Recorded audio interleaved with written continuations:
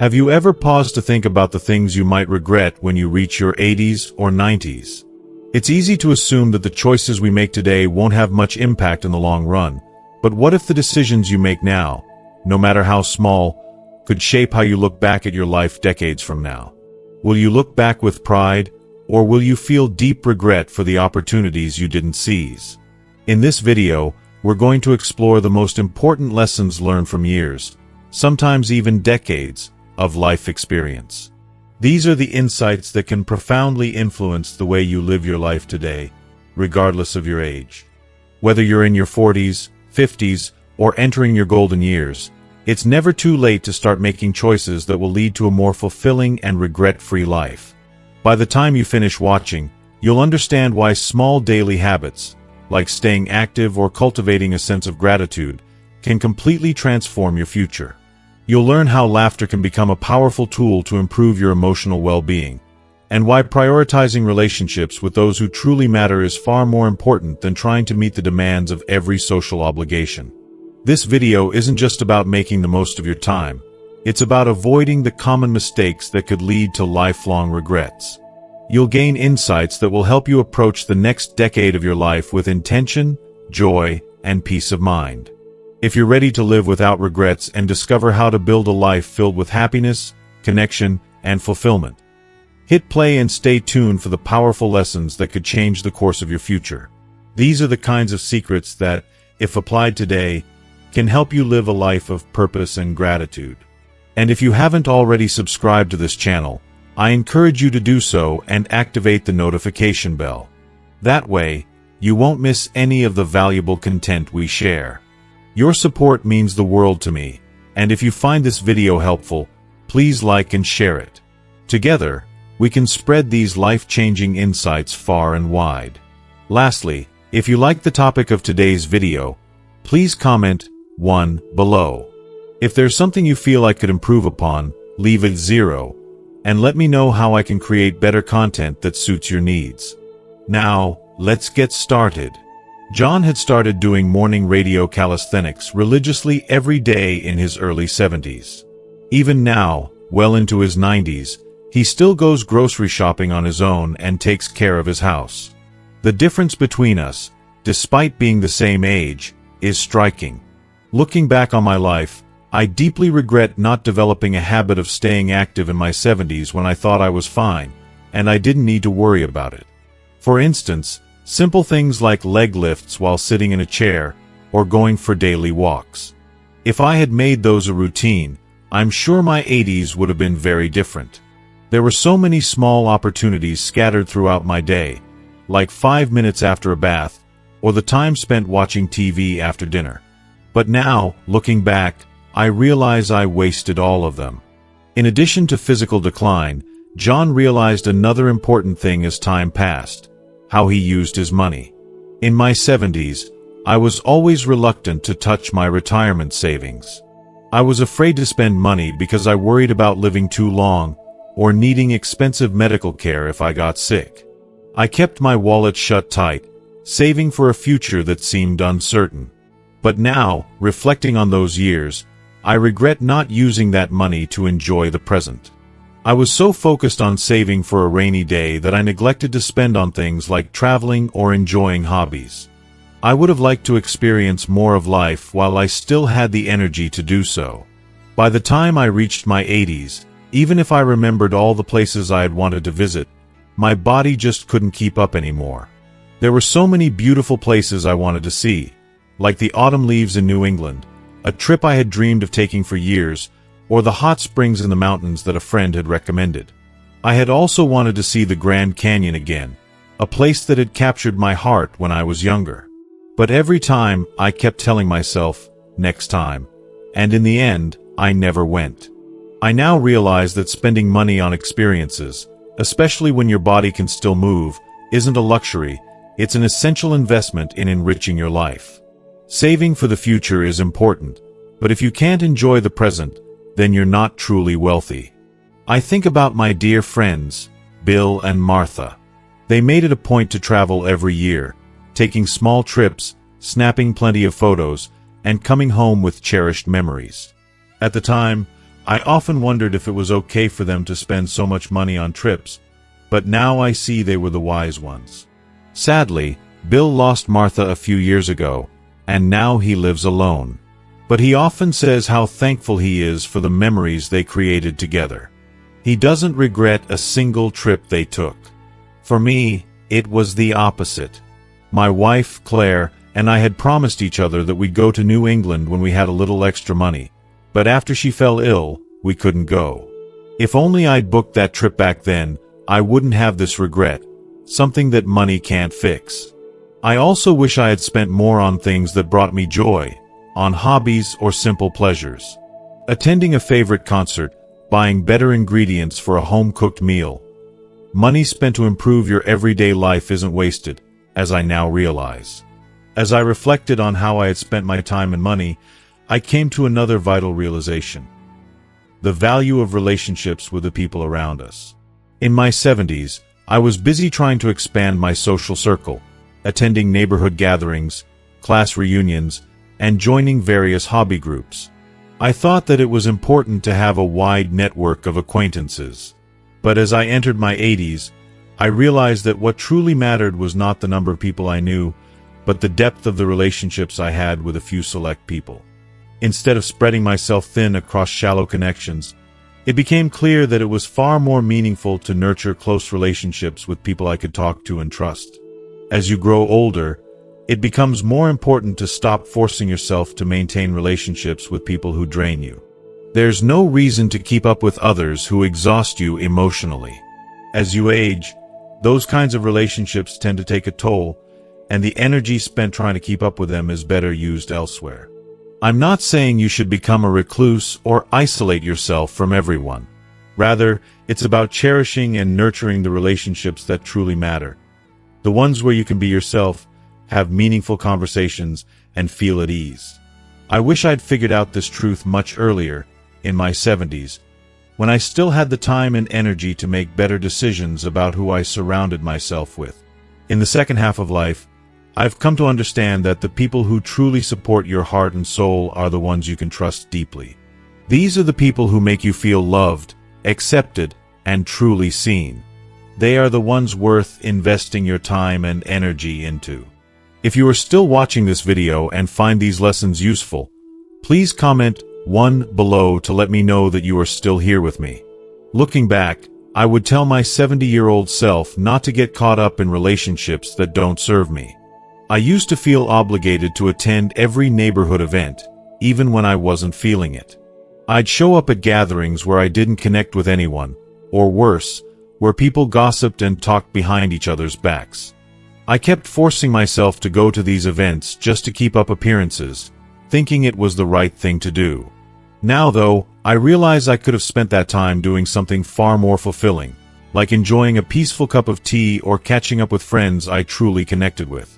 I had a classmate, Henry, who in his mid-70s decided to stop attending most of the community events he'd always gone to. At the time, people whispered that he had changed, that he was isolating himself. But Henry simply said that he wanted to spend his precious time with people who mattered to him. Looking back, I see now just how wise that choice was. Henry chose to focus on building deep, meaningful relationships with a few people, and in doing so, he created a circle of friends who genuinely supported him. It's also important to nurture compassionate relationships, where the giving and receiving are balanced. In your 70s, you still have the energy and ability to do a lot for others, and those moments are precious. But as you get older, you'll find that you need more help from others. I've only recently learned to truly appreciate the help I receive and to say thank you with sincerity. Letting go of pride and learning to express gratitude honestly is an important lesson as you age. For many years, I struggled with asking for help or accepting it gracefully. But as I've gotten older, I've come to realize just how vital it is to acknowledge when others support you. It strengthens bonds and creates a sense of mutual respect. As I thought more about relationships, I also began to understand how my mindset had shaped my experiences. One of the biggest challenges I've faced as I've gotten older is letting go of my perfectionism. And a crucial part of that has been embracing laughter, which has helped me get through many tough moments. As we age, our physical health naturally declines, and new anxieties tend to crop up. But whether you can laugh off the small things instead of taking them too seriously can make all the difference in how enjoyable your later years are. I remember once when I went grocery shopping and completely forgot my wallet.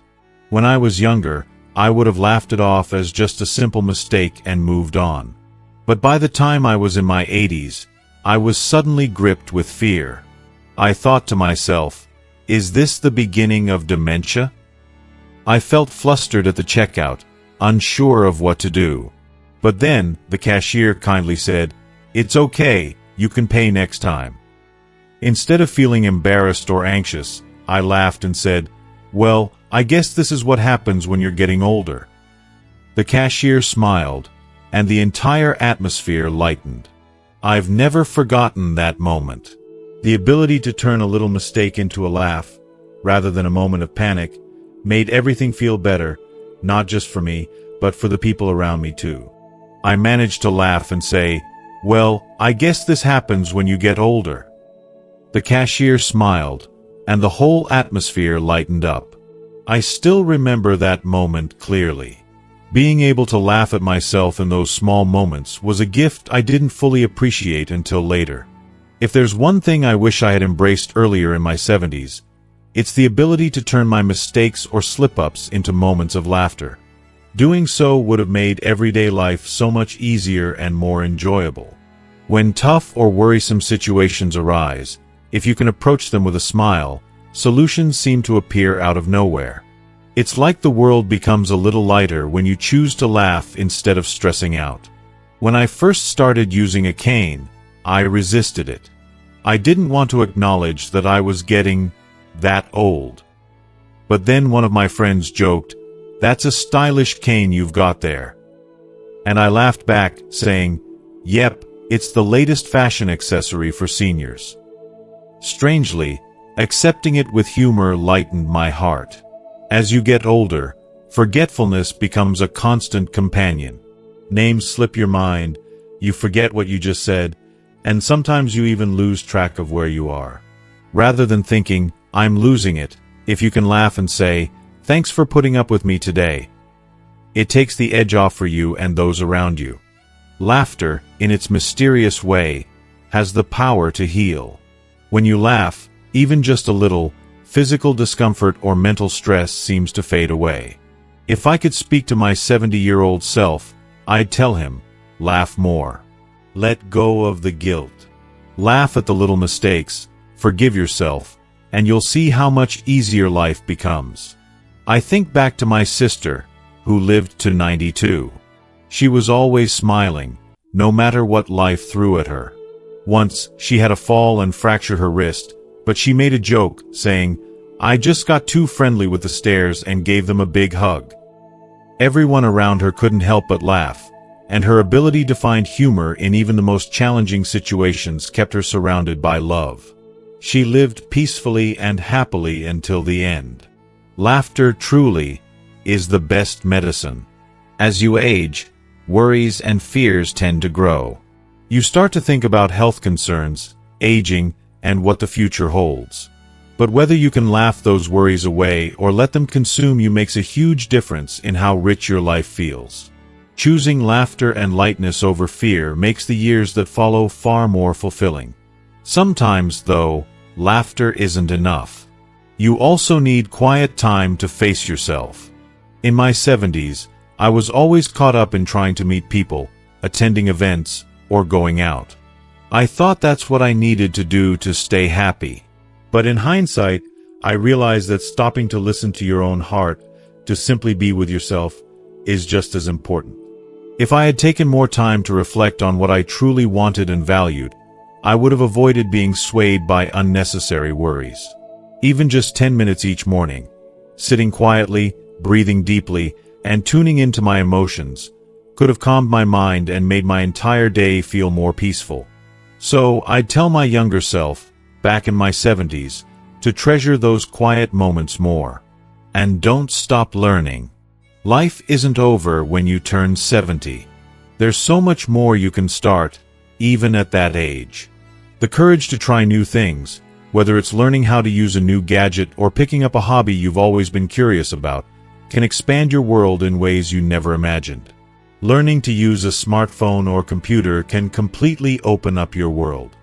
I didn't start using a smartphone until I was 85, and looking back, I wish I'd done it sooner. If I had, I could have video called my children and grandchildren who live far away much more often. Technology, when embraced, can bring you closer to your loved ones, even if they're miles away. What I, as a 90-year-old man, want to tell my 70-year-old self is simple. Don't put off what you can do right now. Your health, finances, relationships, hobbies, laughter, and moments of quiet reflection. These choices you make today are what will shape the person you become tomorrow. If you are still watching this video and find these lessons useful, please comment 2 below to let me know that you are still here with me. In my 70s, I thought I had all the time in the world. But now, 20 years have passed in the blink of an eye. The time to act is now, not later. Don't wait for the right moment. Start what you can today, because the small decisions you make now will have a huge impact on your life in 10, 20, or even 30 years. The small daily habits you develop, things like staying active, investing in things that bring you joy, nurturing the relationships with the people who matter, and never forgetting to smile, may seem insignificant at the time, but they'll transform your life in ways you can't imagine. You don't have to do everything perfectly. Just take it one step at a time, little by little. And remember, it's never too late. You are still in time to make a change, no matter how old you are. The most important thing I want to tell you is, don't be afraid to try. At 70, you are still young in many ways. You can still go to new places, meet new people, and learn new things. If you take that first step, your life can still grow and expand in exciting ways. Don't fear failure. At 90, the only regrets I have are for the things I didn't try. The failures I experienced along the way have turned into funny stories or valuable lessons, but the regrets of not taking risks linger in my heart. I wish I had been braver in my younger years, and I want you to have the courage to try, even if you're scared. And above all, don't forget to express gratitude to those around you. The words, "thank you," are powerful. They bring joy to both the person saying them and the person hearing them.